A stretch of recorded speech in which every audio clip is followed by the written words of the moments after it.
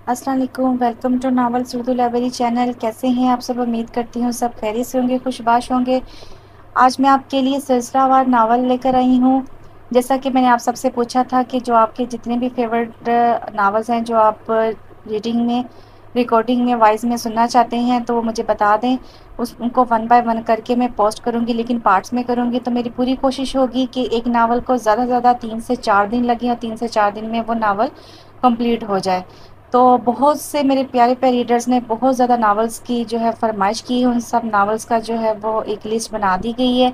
तो उसमें जो सबसे पहले जो नावल मुझे अवेलेबल हुआ है वो है कातिल जां, और इसकी राइटर है लाइबा खान। तो इसका आज पार्ट 1 जो है वो पोस्ट करूँगी। उम्मीद है आपको ये नावल पसंद आएगा। बहुत ही अच्छा नावल है, इसके व्यूज़ बहुत ही अच्छे हैं। तो आपने मुझे अच्छा सा इसका रिव्यू देना है, अच्छा सा इसका रिस्पांस देना है, और वीडियो को लाइक लाजमी करना है ताकि मुझे पता चले कि आप पार्ट्स में जो है नावल पोस्ट हो रहे हैं उसको भी आप रिस्पांस देते हैं। तो अब इस नावल को शुरू करते हैं। तो आपके रिस्पांस पे ये नावल जो है वो इस तरह के शुरू हो रहे हैं पार्ट्स पे। तो काइंडली इसका जो है रिस्पांस अच्छा दीजिएगा ताकि मैं मज़ीद पार्ट्स में फिर पोस्ट कर सकूं। तो अब इस नावल को शुरू करते हैं। इस नावल का नाम है कातिल जान, और इसकी राइटर है लाइबा खान, और इसका पार्ट 1 आज पोस्ट होगा, और इंशाल्लाह कल इसी वक्त दूसरा पार्ट जो है वो पोस्ट हो जाएगा। मैं इस शख्स का कत्ल अपने हाथों से ही करूँगा, मगर वानी में आई इस लड़की से हरगिज़ निकाह नहीं आगा। आपका हुक्म बजा, मगर इसका हुक्म मैं मानने से इनकारी हूँ। भारी मर्दाना आवाज़ पर चादर में लिपटा वो वजूद बुरी तरह चूका। शाह सालिक शाह, तुम मुझे इनकार करोगे अपने आगा को? मेरे बेटा मारा गया है। जवान बेटा, मेरा खून, मेरा लखते जिगर, और तुम इन पर रहम खा रहे हो। 2 दिन रोक कर वो पुरसुकून हो जाएंगे और मैं इन्हें सुकून में नहीं देखना चाहता। अगर तुमने मेरा हुक्म ना माना तो तुम्हारा छोटा भाई है, वो लाएगा इस वानी को इसकी असल मंजिल की जानिब। आगा जान की बारूब आवाज़ पर वो सुर्ख आंखें लिए तने हुए सांप से बामुश्किल खुद को कुछ कहने से बाज रखे हुए था। स्याह शलवार सूट पर सफ़ेद शाल कंधों पर डाले, बड़ी हुई दाढ़ी, स्याह पुरस्रार आंखें। वो दिखने में किसी रियासत का शहजादा था, या वाकई वो अपनी दुल्हन में आन बान शान रखने वाला शहजादा अब वो या वो वाकई अपनी हवेली में आन बान शान रखने वाला शहजादा ही तो था। एक मगरूर शहजादा, बागी और नहायत ही हट दरम।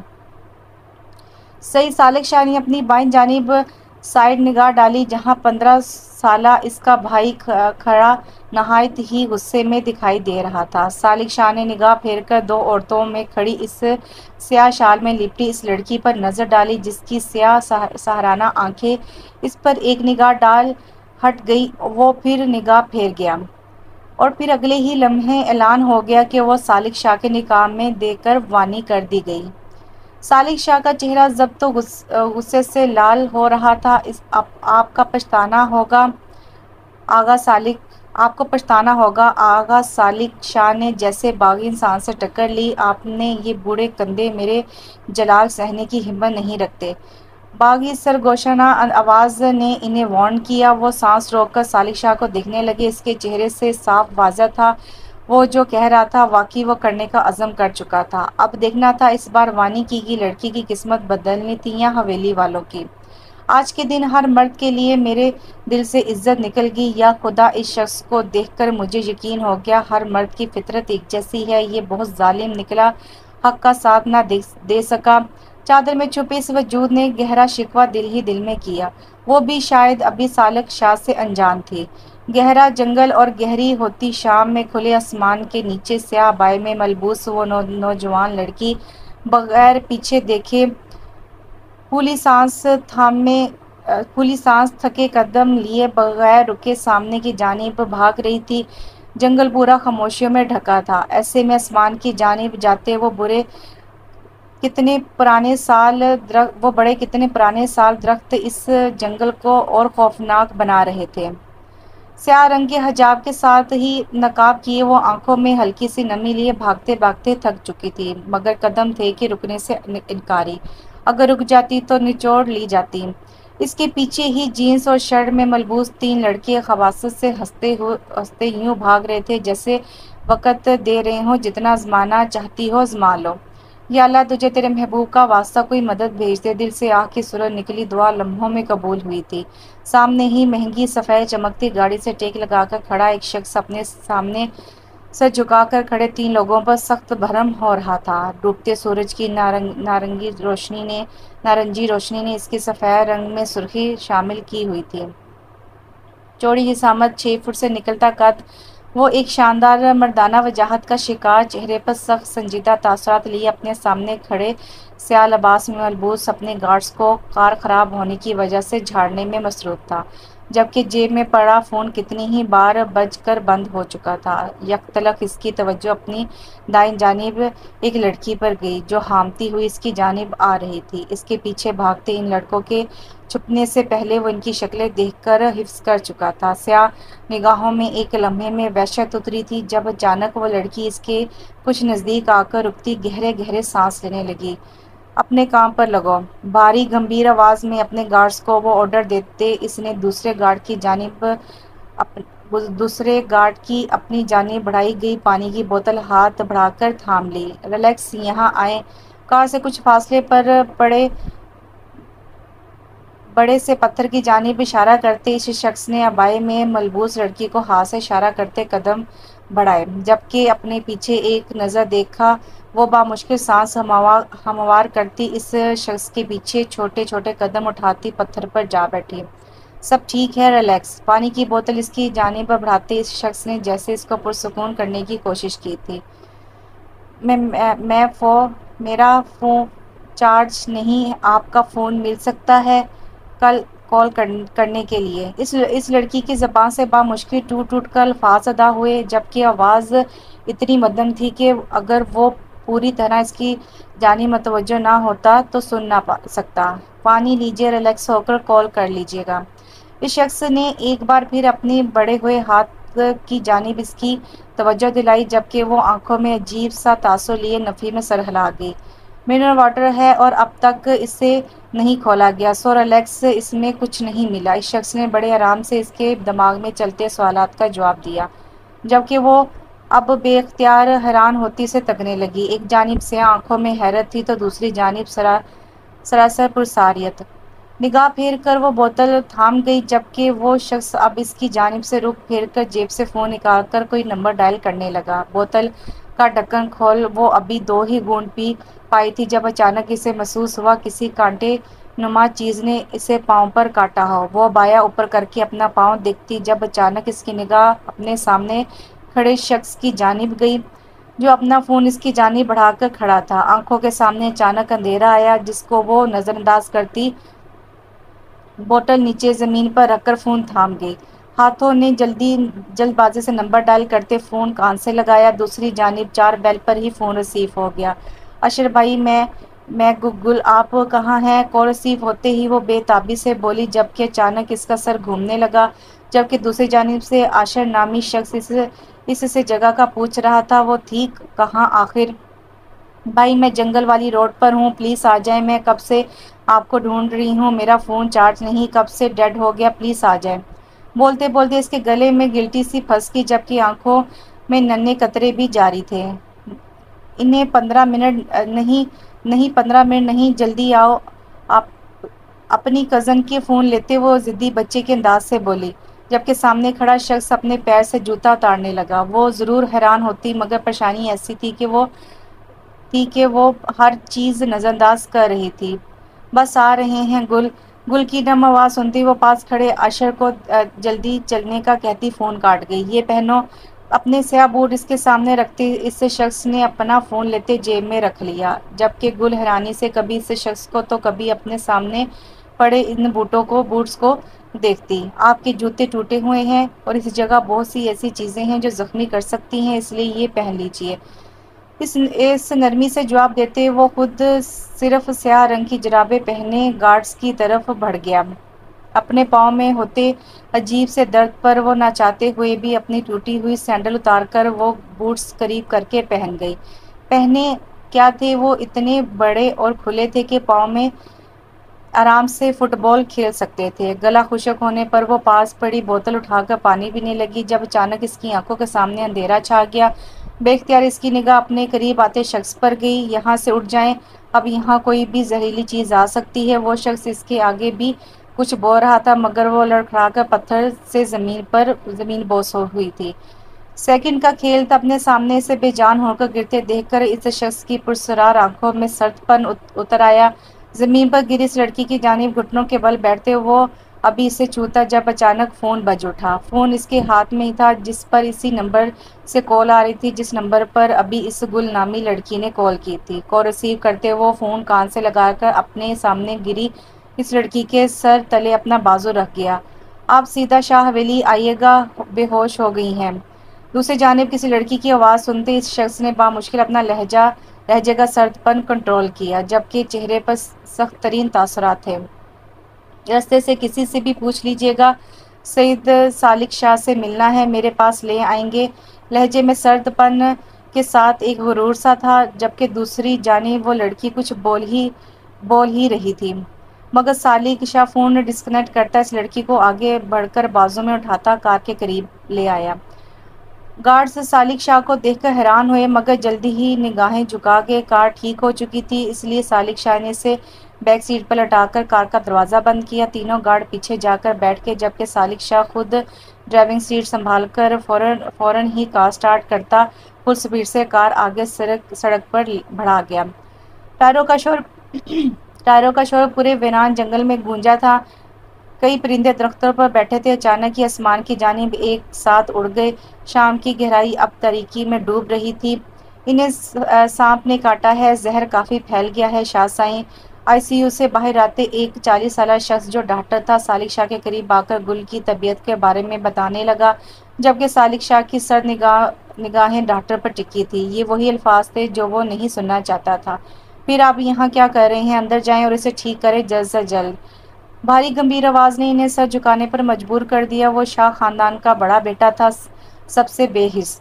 شاہ سائیں ہم کوشش کر رہے ہیں۔ ڈاکٹر نے واپس اپنے قدم اندر کی جانب بڑھا دیے، دیوار سے ٹیک لگائے وہ پیشانی مسلنے لگا جب اچانک اس کا فون ایک بار پھر رنگ ہوا جو نہ جانے کب سے بج کر کتنی ہی بار اس کے غصے کو ہوا دے چکا تھا۔ نمبر وہی تھا۔ ہونٹ بیچ کر سالک شاہ نے کال ریسیو کر لی۔ دوسری جانب کوئی مرد تھا۔ مسٹر شاہ، آپ جو کوئی بھی ہیں، آپ کی حویلی میں اس وقت آپ موجود نہیں ہیں، کہاں ہے میری بہن؟ لہجہ بے تحاشا سرد تھا جس پر ایک لمحے میں سالک شاہ کی نگاہوں میں پرسراریت آئی تھی۔ اس لمحے اس کے اعصاب بری طرح شل رہے تھے، کوئی غلط بات منہ سے نہیں نکلتی تھی۔ فون کان سے ہٹا دیا۔ پیشانی پر لکیریں اس کے غصے میں ہونے کی گواہی دے گئیں۔ وہ کوئی بھی لفظ کہے بغیر اپنے سامنے کھڑے گارڈ کو فون پکڑا گیا۔ دوسری جانب اس شخص کو ہسپتال کا ایڈریس دیتے گارڈ نے فون اپنے پاس رکھا تھا۔ سامنے زمان کہاں ہے، کس کے ساتھ ہے، جلدی ہی پتہ کر کے مجھے خبر دو۔ آئی سی یو کے سامنے جا کر کھڑی ہوتے سالک شاہ نے بارعب آواز میں اپنے پیچھے آ کر کھڑے ہوئے اس شخص کو حکم دیا جو شاید اس لیے ہی آیا تھا۔ سوٹ میں ملبوس وہ سالک شاہ کا خاص آدمی تھا۔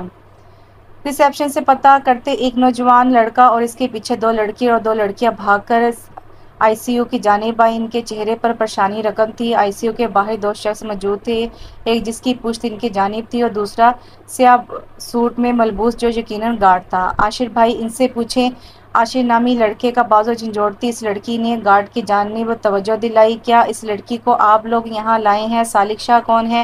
گارڈ کے نزدیک پہنچتے ہی عاشر نے اپنے غصہ بامشکل کنٹرول کیا جبکہ دونوں ہاتھ پشت پر باندھے وہ بارعب پرسنالٹی کا مالک شخص ان کی جانب بغیر دھیان دیے ویسے ہی کھڑا رہا۔ وہ لڑکی اس وقت آئی سی یو میں ہے، انہیں شاہ سائیں لائے ہیں۔ سانپ کے کاٹنے کی وجہ سے زہر کافی پھیل گیا ہے، بس ابھی ڈاکٹر نے یہی آ کر بتایا تھا ہمیں۔ آپ انتظار کیجیے، ابھی ڈاکٹر آئیں گے تو پوچھ لیجیے گا باقی۔ گارڈ کی بات پر عاشر کی پیشانی پر واضح لکیریں مدھم پڑیں۔ وہیں دوسری جانب اپنا بدتمیز لہجہ یاد آیا۔ وہ آگے بڑھ کر سالک شاہ سے بات کرنا چاہتا تھا مگر اس کی پرسنالٹی میں ایسا کچھ تھا جو وہ بھی اپنے قدم روک گیا۔ انہیں آئے 20 منٹ گزرے تھے جب ڈاکٹر باہر آئے۔ ڈاکٹر پیشنٹ کیسی ہے؟ عاشر اور باقی سب بھی لپک کر ڈاکٹر کے قریب آئے۔ سب کے چہرے پر پریشانی واضح تھی۔ زہر نکال دیا ہے، اب وہ بہتر ہیں، کچھ دیر میں انشاءاللہ ہوش بھی آ جائے گا، نرمی سے جواب دے کر وہ آگے بڑھ گئے۔ تم لوگ یہیں رکو، گھر کسی کو کچھ مت بتانا فی الحال، اور ہاں میں ذرا ڈاکٹر سے مل کر آیا کہ اسے ہوش آنے کے بعد لے جا سکتے ہیں، کیونکہ وہ لڑکی ہوش آنے کے بعد یقیناً ہسپتال میں نہیں رہے گی۔ وہ اس کی ضد تم جانتے ہو۔ میں آیا۔ عاشر اپنے پاس کھڑے دونوں بھائیوں سے بات کرتا ڈاکٹر کے پیچھے چل دیا۔ یہ سب ان لڑکوں کی وجہ سے ہوا ہے، وہ نہ ہمارا راستہ روکتے نہ گل باہر نکلتی۔ منع کیا تھا میں نے، باہر نہیں نکلو۔ وہ لڑکے شکل سے گھٹیا لگ رہے تھے۔ تم ٹھیک ہو نا؟ اپنے پاس کھڑے کزن کے سوجے ہوئے ہونٹ کو دیکھ کر وہ پریشانی سے پوچھتے ہوئے پاس بیٹھ گئی۔ ہاں، گن کافی زور سے ماری تھی اس جاہل نے، ایک بار مل جائے وہ سالہ قتل کر دوں گا۔ وہ لڑکے اتنے بہادر نہیں لگ رہے تھے۔ اصل کمینہ وہ لڑکا تھا جس کی وجہ سے میں نے گل کو بھی گھبراتے دیکھا۔ گل کے لیے یہ جگہ بالکل انجان ہے، جبکہ ہمیں کچھ تو معلوم ہے۔ ہم آتے جاتے رہتے ہیں اپنی زمین پر، مگر ہم اس سائڈ کبھی نہیں آئے، اور وہ بیچاری نہ جانے کب تک بھاگتی رہی۔ نمرا کے پاس بیٹھتے وہ جیب سے رومال نکال کر ہونٹ پر رکھ گیا، جبکہ باقی وہ دو کزن بھی ان کے پاس ہی بیٹھ گئے۔ یہ تو پکا تھا وہ گھر فی الحال اس صورتحال کے بارے میں نہیں بتانے والے تھے۔ سر آغا جان آپ کا پوچھ رہے ہیں، کتنی بار فون کر چکے ہیں، اس لڑکی کے گھر والے آ چکے ہیں۔ گارڈ آغا جان کے کتنی ہی بار کالز آنے پر گھبراتا ہوا سالک شاہ کے قریب آیا، جو اب تک اسی پوزیشن میں کھڑا تھا۔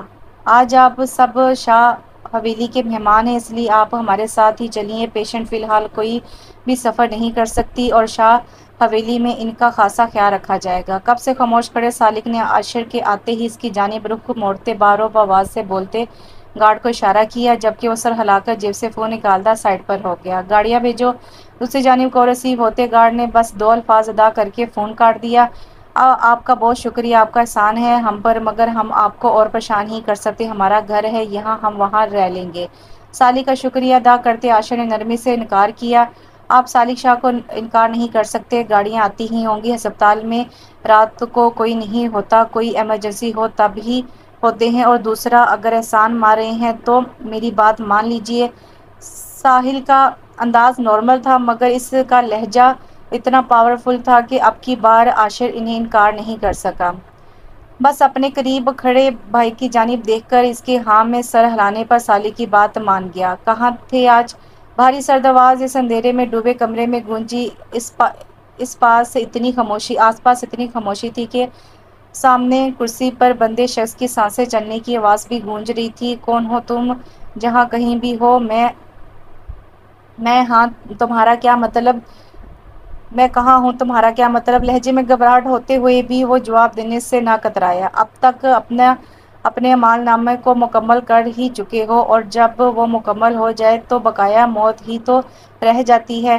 آواز میں عجیب سی پراسراریت تھی۔ کھڑکی سے آتی ہلکی سی روشنی میں کرسی پر بندے شخص کے ماتھے پر پسینے کی بوندیں چمکنے لگیں، آنکھوں میں گھبراہٹ تھی۔ شام سے ہی تو وہ یہاں بند تھا، نہ جانے کون تھا کہاں لایا تھا۔ اس سے یاد تھا وہ اپنے کمرے میں سویا تھا، اور جب آنکھ کھلی تو تب سے یہیں اندھیرے کمرے میں پڑا تھا۔ کچھ دیر پہلے اسے کسی کی آہٹ محسوس ہوئی تھی، اور اب کوئی پراسرار سا وجود اس کے سامنے تھا، جس کو وہ دیکھ نہ سکا، مگر ان الفاظ کی وحشت، اس آواز میں چھپی دہشت نے اسے خوف زدہ کیا تھا۔ کیا بکواس ہے؟ تم جانتے ہو کون ہوں میں؟ ہاں، میرے ایک اشارے پر دفنا دیے جاؤ گے۔ شاہ سلمان کا بیٹا ہوں میں۔ آغا جان کو جانتے نہیں تم؟ درندگی کی مثال۔ سالک شاہ کا بھائی ہوں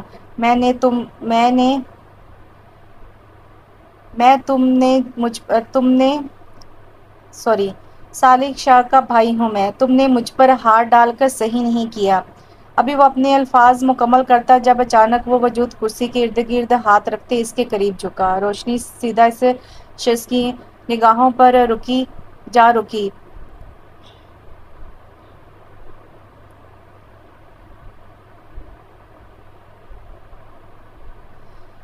روشنی سیدھا اس شخص کی نگاہوں پر جا رکی۔ زمان کی چہرے کو رومال سے ڈھانپے وہ اس وجود کے سامنے تھا، بس آنکھیں تھی اور اس میں وحشت ہی وحشت۔ اور اگر اس درندے کو معلوم ہو جائے کہ کیسا جانور ہو تم، ہاں۔ جبڑے سختی سے دبوچے شخص نے اگلے ہی پل زمان کے پیٹ میں اتنی زور سے ٹانگ ماری کہ وہ کرسی سمیت پیچھے کو جا گرا۔ کیا مطلب، کون ہو تم؟ اس کے لفظوں سے اسے اپنے قریب خطرے کی گھنٹیاں بجتی محسوس ہوئیں۔ تمہاری موت تم جیتے جی نہیں جان سکو گے۔ تمہیں کس نے مارا اور یہ سزا ہوگی، اور کیوں مارا یہ ضرور جان کر مرو گے۔ زمین پر گرے زمان کے قریب پنجوں کے بیٹھے اس شخص نے زمان کا چہرہ اس قدر زور سے پکڑا کہ وہ کراہ کر رہ گیا۔ تبھی اچانک اس کمرے میں روشنی ہوئی۔ اچانک ہوئی روشنی پر زمان کی آنکھیں سے روشنی سے چندیات سی گئی۔ کچھ پل وہ آنکھیں بند کیے اس پوزیشن میں رہا۔ کچھ لمحے بعد بامشکل آنکھیں کھولتے اس نے سامنے دیوار سے ٹیک لگا کر کھڑے اس لمبے اونچے شخص کو دیکھا، جو سیاہ جینس اور سیاہ ہوڈی میں ملبوس کسی اندھیرے کی طرح تھا۔ آنکھوں میں درندگی سے زمان کو خوف محسوس ہوا، جس کا صاف ثبوت اس کی تیز چلتی دھڑکن اور چہرے پر آیا پسینہ تھا۔ دیکھو، میں نہیں جانتا کون ہو تم، چھوڑ دو مجھے۔ ہاتھ باندھے ہونے کے باعث وہ ہاتھ نہ جوڑ سکا۔ وہ بھی ایسے ہی گڑگڑاتی ہوں گی نا اپنی عزت، اپنی جان بچانے کے لیے۔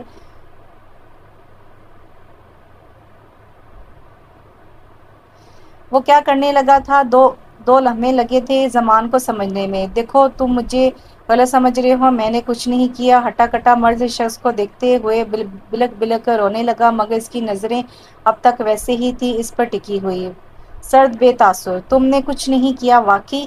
وہ آواز سے ایسے لگا وہ اس آواز کو بہت قریب سے پہچانتا تھا، مگر نہیں، اس نے شاید اپنی آواز رومال کے ذریعے بدل لی تھی۔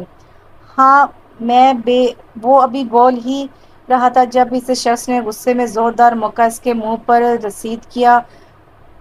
وہ وار اس قدر زبردست تھا کہ وہ کتنے ہی پل سنبھل نہ سکا۔ ہونٹ بری طرح پھٹ چکا تھا، جس سے خون رس کر زمین پر ٹپ ٹپ بہنے لگا۔ بے قصور اور تو انسان کی کھال میں چھپا بھیڑیا ہے تو جانتا ہے نا، اگر تیرے ان آغا کو، تیرے بھائی سالک شاہ کو تیرا علم ہو گیا تو اپنے ہاتھوں تیرے سینے میں لاتعداد گولیاں اتار دیں گے، کیونکہ یہاں انصاف چلتا ہے۔ جو آج میں کروں گا تیرا انصاف، تجھے درندے کو مار کر ان بے قصور وجودوں کا انصاف۔ بولنے کے ساتھ اگلے ہی لمحے وہ پینٹ میں اڑیسی گن نکال کر اس پر تان گیا۔ گن کو دیکھ کر زمان کے رہے سہے اوستان بھی خطا ہو گئے۔ وہ کسی بچے کی طرح تڑپ تڑپ کر رونے لگا۔ وہ شخص اسے یوں روتا دیکھ کر بے اختیار گن ہٹا گیا، جب اچانک زمان خاموش ہوا اور اگلے ہی پل اس کمرے میں اس کے قہقہے گونجے۔ سالے، تجھے کیا لگا زمان شاہ کو ڈرائے گا تو وہ ایسے تیرے سامنے گڑگڑائے گا، اعتراف کر لے گا؟ چل کر کے دکھا تجھے، میں سالک شاہ جیسے گھٹیا نہیں سالے، 2 پیسے کی مار ہے تو۔ چل بول، کتنا چاہیے؟ تیری اوقات سے زیادہ دوں گا۔ لڑکیاں تھیں کھلونا جو کھیلنے کے لیے تھیں، زمان شاہ کے لیے۔ وہ بولتا گیا اور سامنے کھڑے شخص کی آنکھوں سے شرارے پھوٹنے لگے۔ ایک لمحہ لگا تھا دوبارہ گن کو اسی پوزیشن پر لانے میں، اور اگلے ہی پل اس خاموشی میں فائر کی خطرناک آواز گونجی اور 2 لمحے میں پھر موت سی خاموشی چھا گئی۔ 1 2 اور پھر 3، کتنی ہی گولیاں وہ اس وجود کے آر پار کر گیا۔ یہ وائرس ختم، گڈ جاب میرے شیر۔ ایئر پیس سے گونجی آواز پر وہ لڑکھڑا کر دیوار سے جا لگا۔ سامنے بے جان پڑے وجود کی آنکھیں کھلی ہوئی تھیں اور وجود بالکل ساکت مردہ ہو چلا تھا۔ جانور کو کچھ بھی کیوں نہ سکھا دو میرے شیر، وہ رہتا جانور ہی ہے، اور جب لذت نفس کی ہو تو رکنا ناممکن۔ انسان جانوروں سے بھی بدترین بن جاتا ہے۔ وہ الفاظ تھے جو اسے ڈھارس دے رہے تھے، مگر اس وجود کی نگاہیں سامنے ٹکی تھی، بے تاثر بے جان نگاہیں۔ آغا جان غضب ہو گیا، آنکھوں پر چشمہ لگائے کرسی پر بیٹھے وہ کسی کتاب کے مطالعے میں مصروف تھا، جب اچانک دروازہ کھول کر ان کا چھوٹا بیٹا اندر داخل ہوا۔ دل تو بے چین کب سے تھا، مگر اسے دیکھ کر وہ فوراً اپنی جگہ سے اٹھ کھڑے ہوئے۔ کیا ہوا امان؟ کتاب بیڈ پر رکھتے وہ اس کی قریب آئے، جس کی آنکھیں آنسو بہا رہی تھیں۔ انہیں کسی انہونی کا احساس اندر سے جکڑ گیا۔ ان کے بیٹوں میں خاصیت تھی، وہ ڈرتے کسی سے بھی نہ تھے، چاہے یہ چھوٹا ہی کیوں نہ تھا۔ حد درجہ بہادر تھا وہ۔ آغا زمان بھائی، ان کا قتل ہو گیا ہے آغا۔ الفاظ تھے یا خنجر جس نے بری طرح ان کے جسم میں کھپ کر وار کیا۔ بے اختیار وہ لڑکھڑا کر دروازے سے جا لگے۔ دل میں اچانک ہی بری طرح ٹیس اٹھی۔ جب اچانک ان کا دھیان پیچھے سے آئی آواز پر گیا، اگلے ہی پل انہیں امان کی آواز سنائی دی، جو اماں سائیں کہتا ان کے قریب سے گزر کر بھاگا۔ پلٹ کر دیکھا تو وہ دل پر ہاتھ رکھے زمین پر ڈھسی گئی تھی۔ وہ اگلے کچھ ہی لمحوں میں اس حویلی میں قیامت برپا ہو گئی تھی۔ ہر کسی آنکھ نم تھی اور لب جیسے سل سے گئے تھے۔ مرد سب بپھرے ہوئے شیر کی مانند اس کے قاتل کی تلاش میں تھے۔ آغا وہ جن کو رات کو سالک سائیں گھر لائے تھے، ان میں سے ایک بندے کا جھگڑا ہوا تھا۔ اس نے زمان بھائی کو مارنے کی دھمکی بھی دی تھی۔ یہ وہی تھا زمان کا بچپن کا دوست، اس کے ساتھ وہ تیسرا شخص بھی تھا۔ کل کو یاد کرتے اس نے اپنی بات آدھی آغا تک پہنچائی۔ سب ہی ان سے پوچھ رہے تھے کس پر شک تھا۔ بالآخر خود کو بچانے کے لیے وہ اس مظلوم کا نام لے گئے۔ جبکہ کل دیکھ چکے تھے وہ اتنا کوئی طاقتور نہیں تھا اور نہ ہی اس کا بیک گراؤنڈ۔ امان بلا کر لاؤ ان سب کو یہاں۔ اگلے ہی پل آغا جان کی دہشت بھری آواز گونجی اور امان بھاگ کر حویلی میں مردانہ خانے کی جانب گیا، جہاں وہ تینوں لڑکے جانے کی تیاری میں تھے۔ آغا جان نے بلایا ہے چلو۔ لہجہ بے حد بدتمیزی سے بھرا تھا۔ عاشر اپنے بھائیوں کو کچھ بھی کہنے سے باز رکھنے کو آنکھیں دکھاتا امان کے پیچھے ہی بڑھ گیا، جبکہ وہ دونوں بھی غصہ ضبط کرتے ان کے پیچھے چل دیے۔ رات کہاں تھے تم؟ اپنے سامنے کھڑے اس نوجوان سے سوال کرتے آغا غم و غصے کی حالت میں سوال کرنے لگے۔ سر ہم وہیں تھے جہاں آپ نے رکھا تھا۔ کیوں؟ اور وہ اور بھی کچھ کہنے لگا تھا جب اچانک آغا جان کا خاص آدمی بولا، نہیں آغا، میں نے اسے رات کے وقت دیر سے کہیں سے آتے دیکھا تھا، پوری بات بتاؤ۔ شاید قدرت نے آج عجیب ہی دھرائے پہ لا کھڑا کیا تھا سب کی ذات کو۔ جی میں سگڑ پینے گیا تھا، آنکھیں چراتا ہوا اعتراف کر گیا۔ جھوٹ، سراسر جھوٹ، اس نے نادا ہے آغا ہمارے جگری یار کو ہم سے۔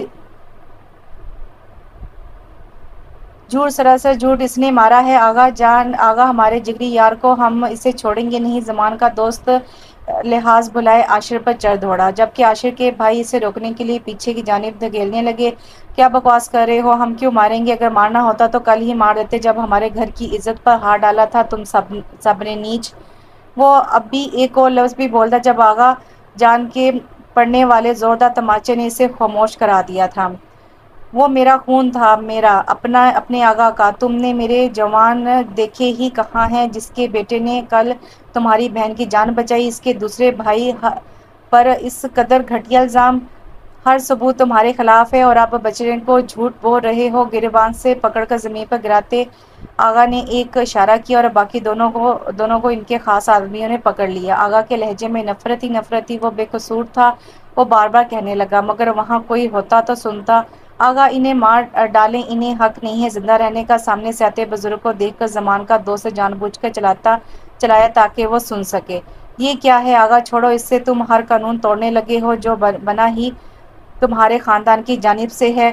یہ انہی کا تو قانون تھا کہ قتل نہیں کیا جائے گا، اور وہ آج خود پر قابو نہ رکھ کر دے پر دے اس پر وار کیے گئے تھے۔ عاشر ہونٹ سے خون صاف کرتا دکھتے ہوئے جسم سے بامشکل اٹھ کھڑا ہوا۔ زمان کے دوستوں نے گواہ کے طور پر کئی جھوٹ بول کر عاشر اس کی بھائیوں کو ظالم ٹھہرا ہی دیا۔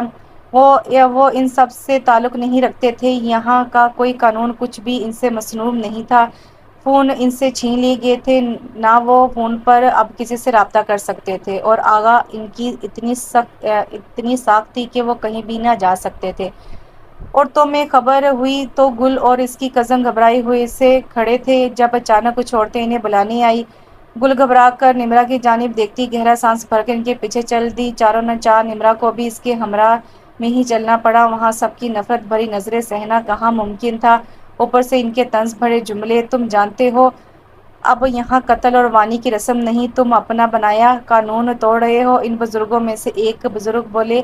وہ جواب دینے ہی لگے تھے جب وقار سے چلتا ہوا سالک شاہ انہیں نظر آیا۔ صبح سے وہ کہاں تھا وہ نہیں جانتے تھے، رات بھر غم میں گزری تھی، نہ اس کا کوئی عتب تھا نہ پتہ۔ ہاں میں بدل رہا ہوں قانون، یا تو ان تینوں کا قتل یا پھر ان کی بہن وانی کی جائے گی، سالک شاہ کے نکاح میں دی جائے گی۔ وہ الفاظ یا کوئی بم جو ان کے سر پر دھماکے کر گئے تھے، وہ گاؤں کی کچھ عورتیں تھیں جن کے ساتھ نمرا اور گل کچھ فاصلے پر آ کر رکی۔ انہیں وہیں تک ہی اجازت تھی۔ میں اس شخص کا قتل اپنے ہی ہاتھوں کروں گا، مگر وانی میں آئی اس لڑکی سے ہرگز نکاح نہیں۔ آغا، آپ کا حکم جا بجا، مگر اس حکم کو میں ماننے سے انکاری ہوں۔ بھاری مردانہ آواز پر چادر میں لپٹا وہ وجود بری طرح چونکا۔ سالک شاہ، تم مجھے انکار کرو گے؟ اپنے آغا کو میرا بیٹا مارا گیا ہے۔ زمان بیٹا میرا خون، میرا لخت جگر، اور تم ان پر رحم کھا رہے ہو۔ 2 دن رو کر وہ پرسکون ہو جائیں گے اور میں انہیں پرسکون نہیں دیکھنا چاہتا۔ اگر تم نے میرا حکم نہ مانا تو تمہارا چھوٹا بھائی ہے، وہ لائے گا اس وانی کو اس کی اصل منزل کی جانب۔ آغا جان کی رعب آواز پر وہ سرخ آنکھیں لیے تنے ہوئے اعصاب سے بامشکل خود کو کچھ کہنے سے باز رکھے ہوئے تھا۔ سیاہ شلوار سوٹ پر سفید شال کندھوں پر ڈالے، بڑی ہوئی داڑھی، سیاہ پراسرار آنکھیں۔ وہ دیکھنے میں کسی ریاست کا شہزادہ تھا یا واقعی وہ اپنی حویلی میں آن بان شان رکھنے والا ہی تو شہزادہ تھا، ایک مغرور شہزادہ، باغی، نہایت ہی ہٹ درم۔